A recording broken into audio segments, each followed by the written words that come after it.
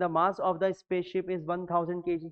Spaceship का mass कितना है 1000 kg। Is to be launch from the earth surface out into the free space. इसको हमें launch करना है फ्री स्पेस में। कहाँ से?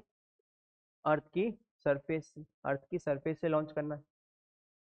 The velocity of the value of g and r radius of the earth are 10 meter per second and 6400 kilometer respectively. The required energy for this work will be, हमें यहाँ पर इस work को करने के लिए, मतलब इसको ऑर्बिट में भेजने, इसको क्या करने के लिए, अर्थ की ग्रेविटी की बाउंडेशन से दूर भेजने के लिए, बाहर निकालने के लिए, फ्री स्पेस में भेजने के लिए कितनी एनर्जी चाहिए। ठीक, तो हम लिख सकते हैं यहाँ पर कि ये हमारा अर्थ, रेडियस r, मास m, और यहाँ पर क्या है, एक सैटेलाइट या स्पेसशिप रखी हुई है जिसका मास कितना है m, और m हमें दिया हुआ है, m इज इक्वल टू कितना 1000 kg।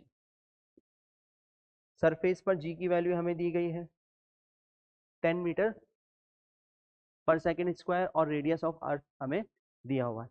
अब यहाँ से इस सैटेलाइट को कहाँ भेजना है, हमें इनफाइनाइट पर भेजना है, इनफाइनाइट पर भेजना है। ठीक, तो हम लिख सकते हैं यहाँ पर कि एक्सटर्नल फोर्स कितना है 0, और इस सैटेलाइट और इस अर्थ के बीच में जो फोर्स वर्क कर रहा है वो है ग्रेविटेशनल फोर्स, जो कि कंजर्वेटिव इन नेचर हो सकता है।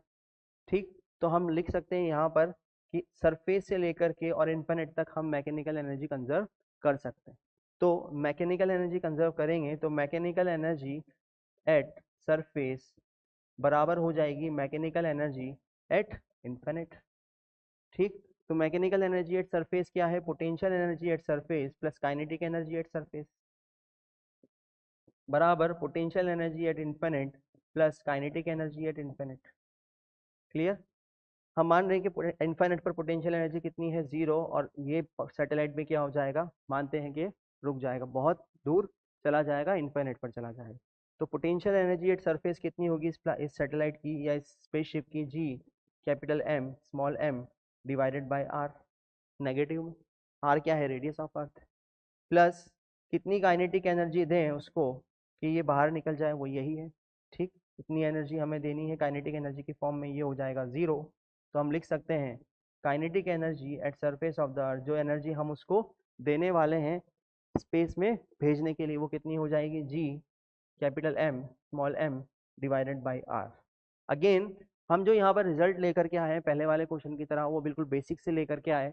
जो रिजल्ट हमारा आया वो कैपिटल जी, कैपिटल एम और कैपिटल आर की टर्म में है, इसलिए अब हमें इस रिजल्ट को जी की टर्म में लेना पड़ेगा, क्योंकि हमें यहाँ पर जी की वैल्यू दी गई है, तो हमारी कैलकुलेशन आसान हो जाएगी।